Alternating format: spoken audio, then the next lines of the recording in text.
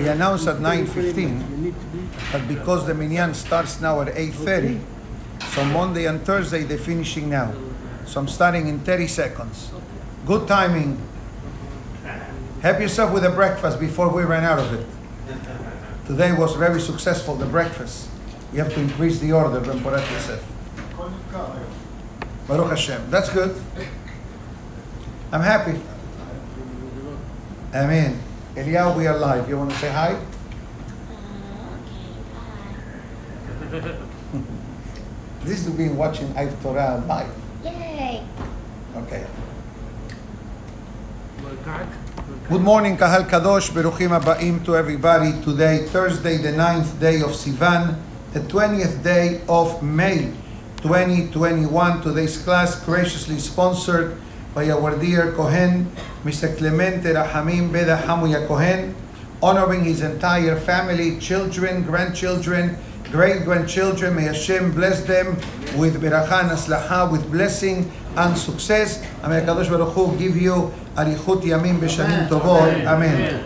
Today's class also sponsored by the Warman and the Alfasi family, Le'ilui Nishmat, their beloved father, Leon ben Rachel alav shalom, that tomorrow will be the day of his askara. Yiratzon, that to the words of Torah today, we an Ilui Neshama in Gan Eden. Amen. We, today, as we started yesterday, resuming the daily lessons of the Chok Israel. And this particular parasha, Parashat Naso, besides being the longest parasha of the entire Sefer, it also contains very fascinating topics. But without any hesitation, one of the happiest parts of this week's Torah portion is the concept of Birkat Kohanim. Birkat Kohanim, the priestly blessing that we say every day in the Sephardic traditions at least, and the blessing that we give the children on Shabbat night. So this is the topic that the Zohar of today will discuss. Let's go quickly to the beracha of today so we understand what is the Zohar referring to. So the pasuk says, Daber el Aharon bilvanav lemor, ko tevarechu et bnei Israel. Like this, you shall bless the Jewish people. Amor lahem. Basically, what you need to do, it says the Torah, say the blessing, and God will finalize the blessing. So let's dissect blessing number one. Yevarechecha Hashem beishmerecha. Rashi explains, Yevarechecha, may Hashem bless you financially.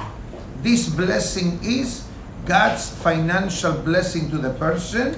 Veishmerecha, and may God protect you. What's the concept of protection? Rashi says, so they should not lose your money.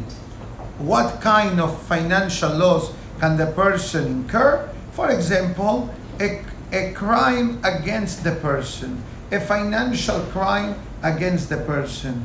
Or for example, today, we see what's happening with Bitcoin. It was low, it went to 52, 53,000. Suddenly, overnight, what happened?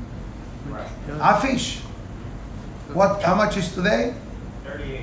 38. You know, that's a big drop. For example, maybe it's higher, maybe it's lower. I only bring this example because people like to hear about these topics. Started with nothing. Correct. But let's take something more attainable to people. Let's say a person before the cryptocurrency became something, people invested in the stock market. Correct? And sometimes the stock market will do very well, sometimes the stock market will collapse. So we understand that there is a possibility that in a few moments, the person can go from one extreme to the other. So that's beracha number one. Not only that Hashem blesses the person, but actually that the beracha should be able to be kept and to be maintained by the person. The next one, Yair Hashem panav elecha. May God shine up upon you a smiley face. You know, you send emojis in your WhatsApps. Now you need a dictionary to to understand what each one is. But everybody knows the smiley face. So imagine yourself that Hashem, God, smiles at us. And it says, Bihoneka, and may God give you charm. What does it mean, charm? Sheitel lecha hen be'ene haberiot. That people like you. Charisma. Charisma, it's nice, Yeah. but I think it's more than charisma. It's like, you have a good relationship with people. Pleasant Because, person. right, the pleasant personality. In Torah language, this is called me'urav im haberiot, that a person is able to interact with people and have a good, normal relationship. Isa Hashem panav elecha. May God remove from you his face of anger. What does it mean? That even when, God forbid, the person's actions may activate some level of disappointment, or God forbid, even anger from the Almighty, may Hashem remove that feeling and should only be positive. And then it says, Beyasem lecha shalom. May you be blessed with peace. What peace level are we talking about? Hamas and Israel are currently at war, right? They say that tomorrow, Gehwot Shabbat, they're going to have a ceasefire. Devarim betelim. Nonsense. What? If you want to make peace, you make peace today. You don't make peace tomorrow. Haz v'shalom. But obviously, that's not what it means. But it says as follows, Yasim lecha shalom bechol gevulecha. In every area of your life, may you bless with peace. What level? 3 levels, say the Mefarshim. Ben Adam leishto, in the relationship at home between husband and wife.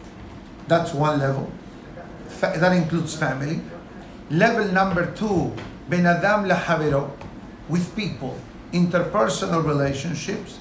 And number 3, me'oyevim, from the enemies that seek to hurt or to destroy the person. And already Rashi said back in Perashat Bechukotai, at the end of Perashat, in the beginning of Perashat Bechukotai, which is the last Torah portion of Vayikra, the Torah gives the person a lineup of blessings, all kinds of blessings at every single level. But at the end says, Benatati shalom ba'ares, I will give peace in the land.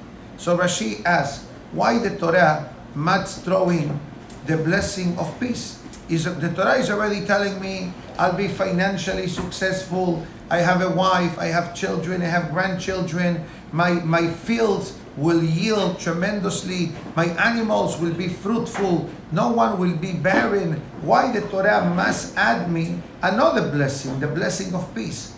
So Rashi concludes and it says, from here the Torah teaches us that peace is the ultimate blessing in life. Mishayesh lo shalom, yesh lo hakol, Rashi says. If you have peace, you have everything. But if you have no peace, what do you have? Powerful lesson. But then, before we go to the Zohar, this is only the verses of Birkat Kohanim.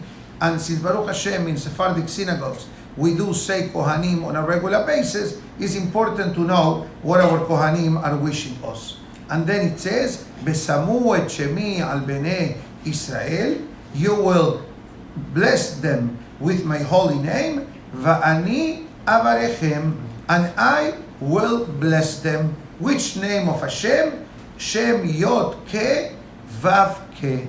The name that the Kohanim use of God, Yevarechecha Amonai Beishmerecha. We don't say Yevarechecha Elokim. In the case of the blessing that Ishak Avinu gave to Yaakov, the Pasuk says, Ve'iten lecha ha'elohim mital hashamayim o mishmanei ha'ares berov dagam betirosh. What's the meaning of that verse? May the Almighty give you from the fat of the land and from the blessing of the heavens with a tremendous amount of grains and vineyards. But interesting enough, if we look at this verse, what godly name is Ishak Avinu utilized to bless his son? Hashem's name of Elohim.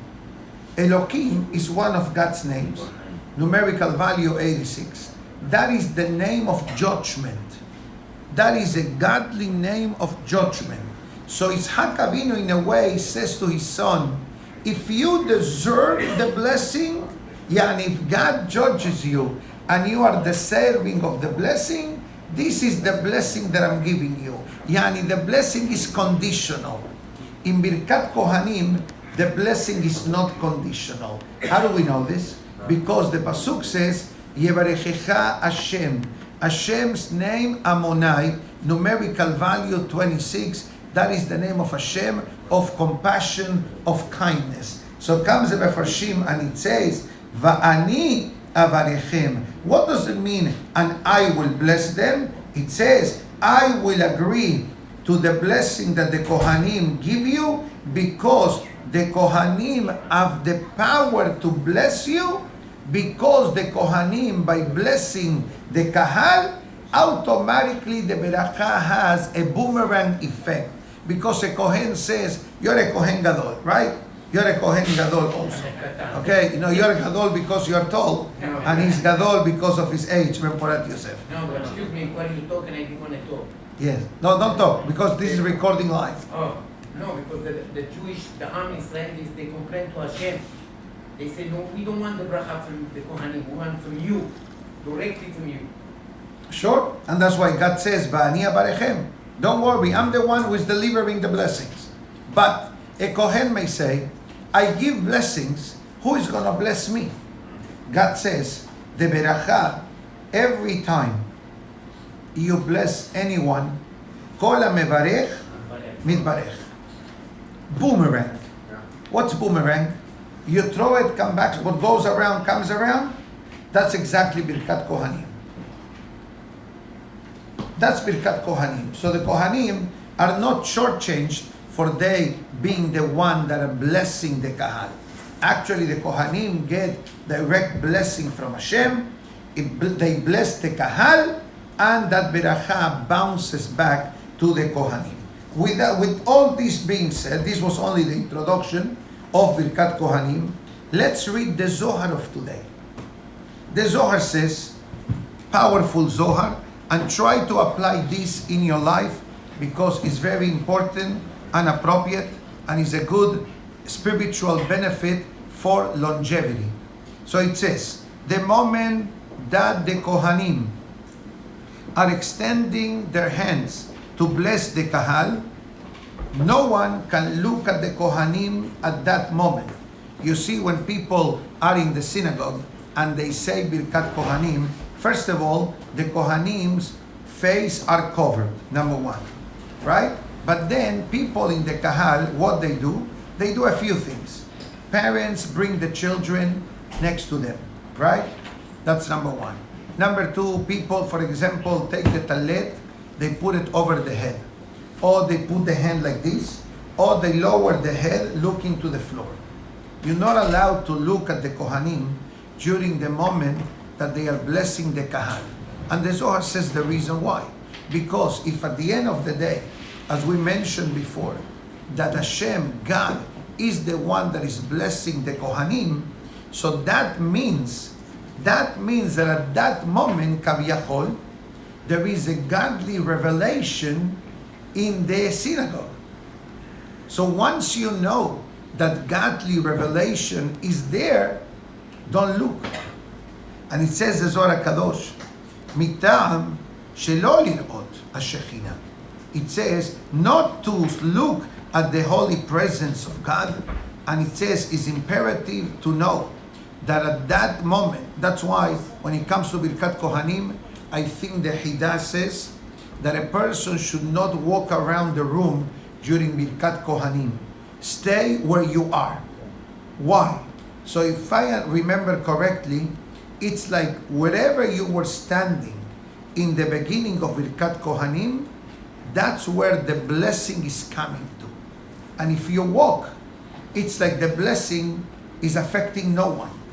Number one. Number two, it says for that moment, the Kahal must be standing with certain level of decorum, or and respect, and understanding that this is the moment known in Kabbalistic terms, Et Ratzon.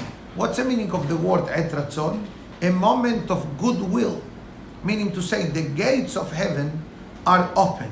Hashem is in front of you. You know, sometimes you buy things in Amazon, right? What happens? How many options they give you for delivery?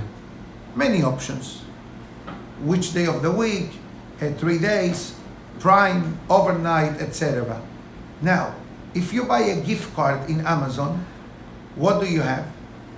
Instant delivery.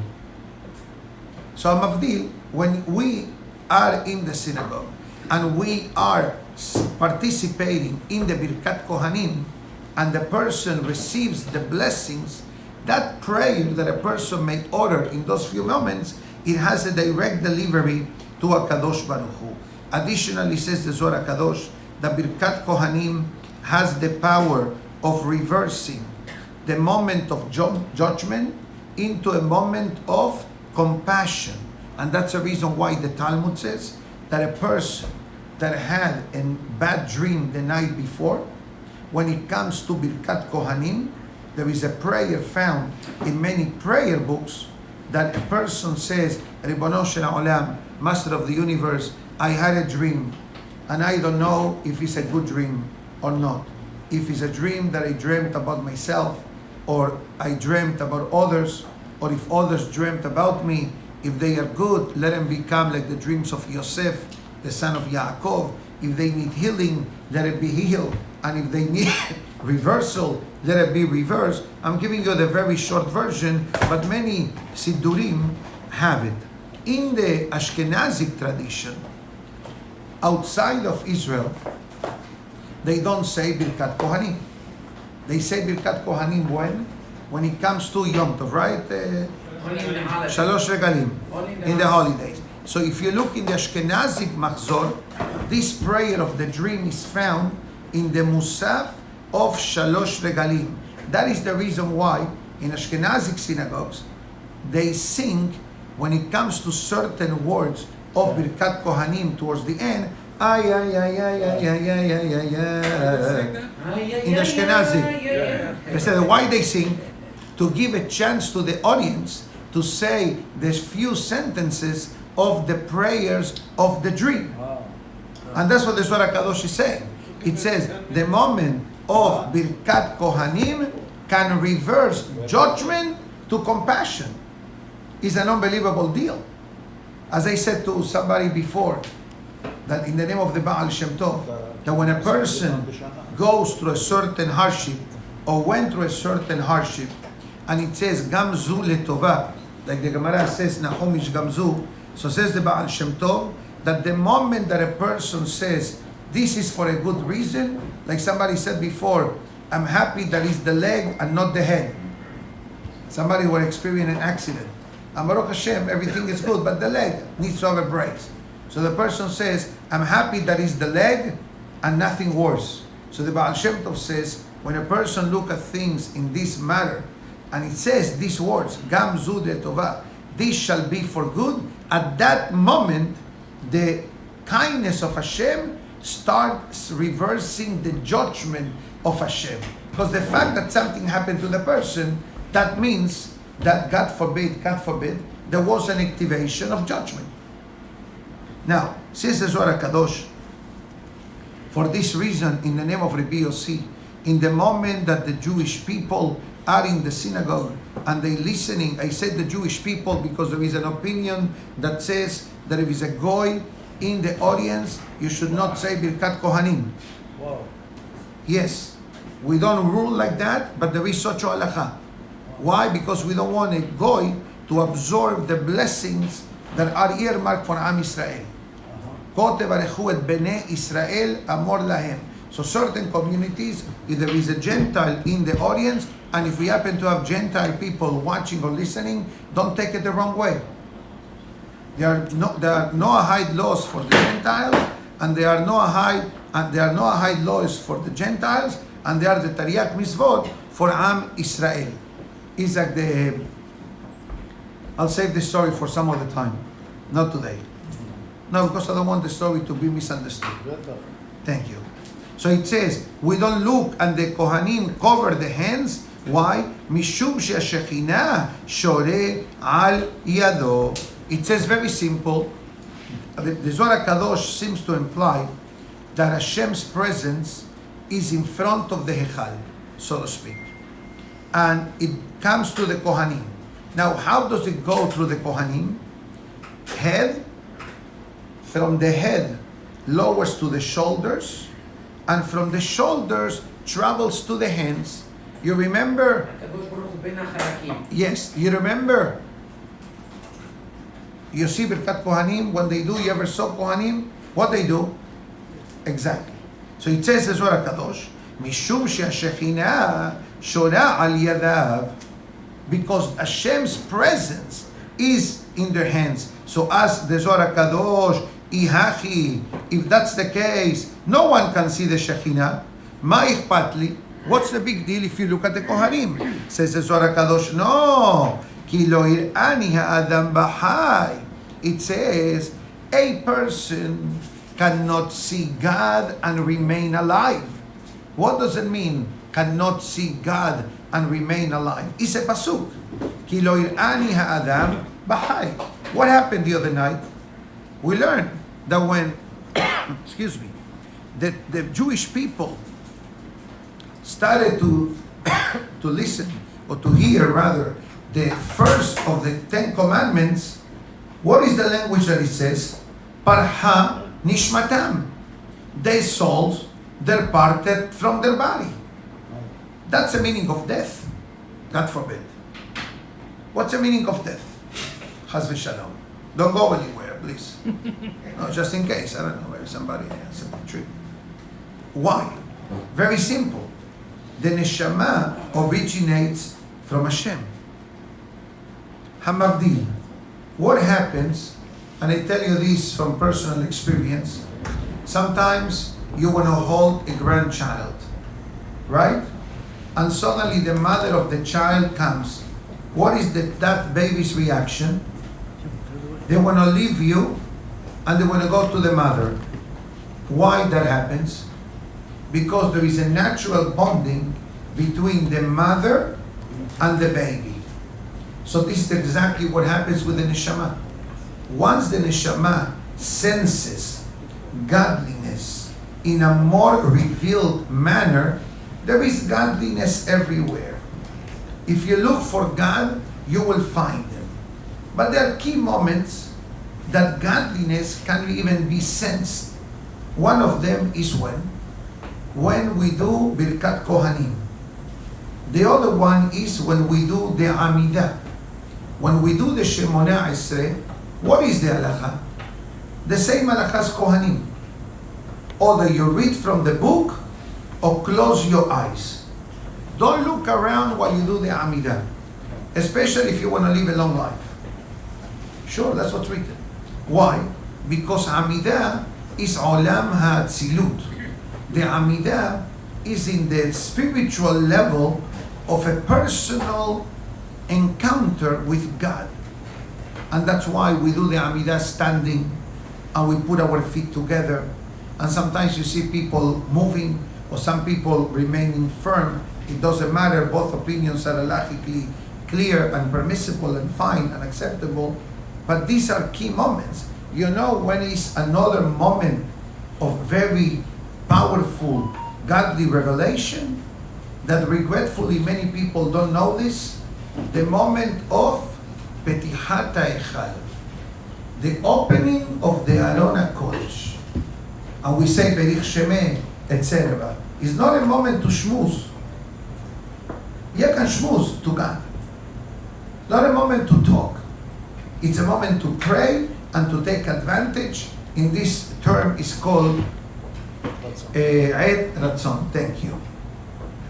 So it says, the Zohar Kadosh, that just the mere fact that a person knows that Birkat Kohanim is one of the guaranteed moments that God's presence is there to deliver the blessings to us through the Kohanim. Let's say that tomorrow somebody says, I'm going to try to look at the Kohanim tomorrow. I want to know what's going to happen to me. First of all, I will tell you the following. Don't play games with God. True. Sometimes it could be that a person looks at the Kohanim and nothing is felt. Okay. That's a whole different story. Maybe the neshama of the person needs tehiyat hametim. Maybe the neshama of the person needs to be charged like a cell phone. The battery needs to be charged. But it says in Zohar Kadosh, even though you don't see anything, the mere fact that the Torah tells us that God blesses us through the Kohanim, and the Kohanim get bounced back the beracha to them, that is enough a reason of why not to look at the Kohanim. Close your eyes, Spirit. Repeat that again. Should you close your eyes, Spirit? Some people close their eyes. Some people cover the head with the talet. Some people do like this. Some people read into the book certain verses that some people have the tradition of saying whenever Birkat Kohanim takes place. The one thing, conclusion from the Zohar so far, this is the first half only, but at least we get the idea, is basically don't look at them. Is there a concept because if he has something against you, he might curse you on that moment? No, God forbid. No cursing. It's all blessing. But again, it's like, remember many years ago, if your father wanted to tell you something that you did wrong, how will he do? He will not talk to you. He will look at you. Yeah. Right, Eliyahu? You don't know this because you're from the new generation. Right, Zev? At least he was in my childhood. Yeah. My father, alav shalom, didn't have to tell me anything. He looked at me, the same thing by you. They went to the same school. Okay? Same thing. Okay, Baruch Hashem. Right? That's it. There was no talking like today. Talk, positive reinforcement. You got an F in math? No problem. Next time you do better. F or fantastic or fabulous. That you didn't get a G. Right. You understand? So there is no, God forbid, the concept of punishment. But as the Zohar Kadosh says, the mere fact, and what happens if your father will look at you? What will be your reaction? Right away, you lower your eyes. Yeah.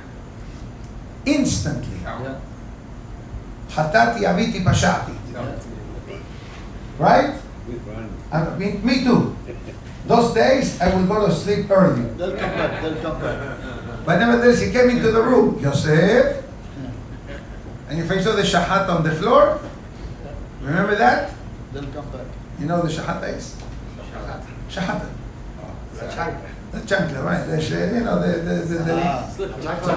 Today you raise your hands, you go to jail. God forbid. Yes. Let's continue. Comes the Zohar Kadosh and it says, at that moment, the person needs to know that, going back to what Gigal said before, that there is no judgment moment during the time of Birkat Kohanim. Yeah, it's all blessing, constant blessing. And that's a moment, he says in Zohar Kadosh, that Hashem's patience and blessing of peace gets incremented in the world, as the Pasuk says, V'yasem lecha shalom, I will bring upon you peace. The Zohar Kadosh goes further, and it says something peculiar we notice in Birkat Kohanim. Let's read again Birkat Kohanim. The first Pasuk says, Yevarechecha, 1 second please, Yevarechecha with Yod, Yair with Yod, Isa with Yod. Each verse, says the Zohar Kadosh, begins with the letter Yod. And the reason is why. The Zohar says, why Yod? So for those who follow the class of the Omer, we discussed in the first or second day that there are 10 Sefirot. There are 10 emotional attributes, so something like that, of how God reveals himself in the world. starting with Chokhmah, Binah, Da'at, Chesed, Gevulah, Tiferet, Nesach, Hod, Yesod, Malchut. And it says in Zohar Kadosh that every blessing of every verse of the Birkat Kohanim is encompassing 100% of blessing divided by the Sefirot, which I don't even know what that means, but that's basically what the Zohar Kadosh says. And it says, a person who wants to receive a direct blessing from the Almighty, to make the effort to pray with the minyan on a regular basis, so he will be a recipient of the magnificent blessings of Birkat Kohanim. And then the Zohar Kadosh adds what we mentioned in the introduction, in the name of Rabbi Shimon Bar Yochai, that it says, a person that had a dream, and the dream is causing him anguish, pain, or suffering, not physical, but emotional or mental, should be in the synagogue present during the moment of Birkat Kohanim, and he say the prayer that is found in Gemara Berachot. And the Zohar Kadosh says, why specifically in Birkat Kohanim the Talmud says, say this blessing for the dreams? So it says as follows, because at that moment there is no judgment, but only compassion. And what happens? A person who says a prayer when they have a certain level of anguish in the heart, that anguish reverses into compassion. Powerful, powerful, powerful blessing. Okay. Rabbi, I want to say something. When I give the bracha, I don't think about the financial part. I think about the health, the happiness, things like that. Chazak Baruch. Beautiful statement. He says Birkat Kohanim, Baruch Hashem, and he says that when he blesses, he doesn't think too much about the financial aspect of the blessing, but he's thinking about health and well-being and longevity and harmony. Beautiful. Chazak. That's beautiful. That's the real blessing. Chazak Baruch. הקדוש ברוך הוא בעצמו ביקש מישמעאל הכהן שיברך אותו.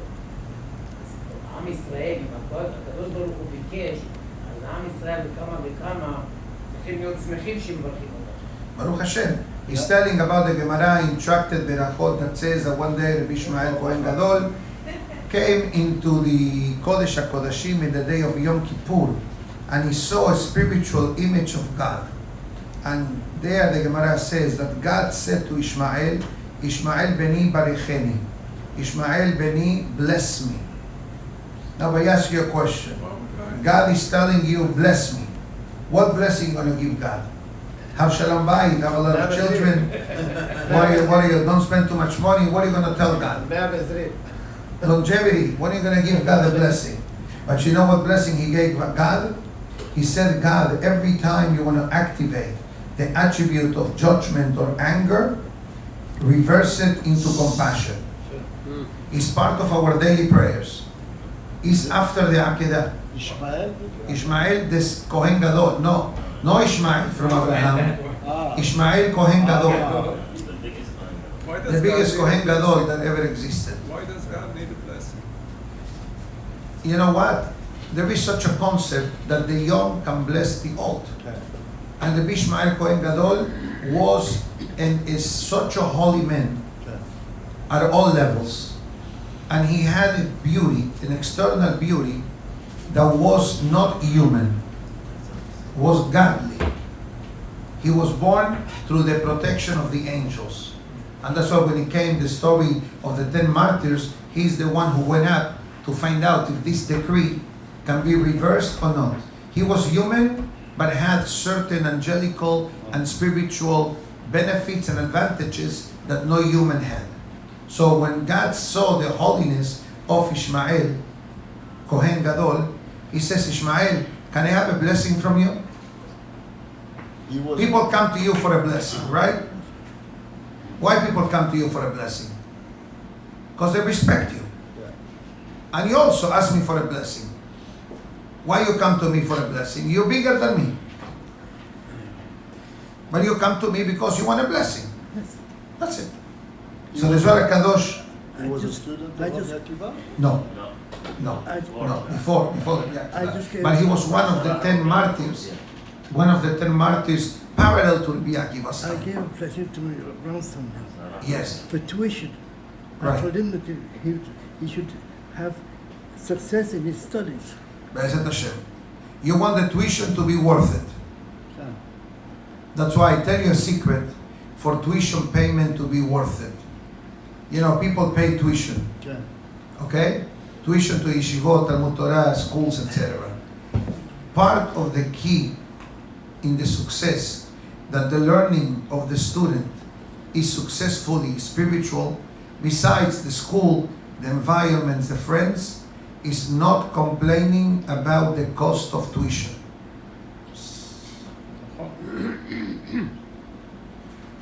That's what's written in the holy books. Oh.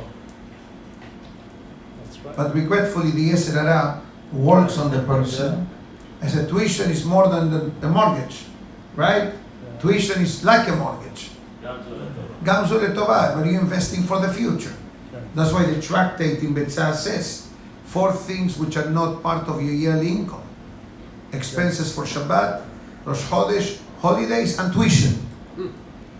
Doesn't say tefillin, doesn't say etrog, it says tuition. Talmud Torah, That's why I gave him Is the it justified? of course. I mean, this amount? I don't know what you're talking about in the amounts, but now that I'm involved with the new school, you have no idea how much it costs to run a school. Yeah.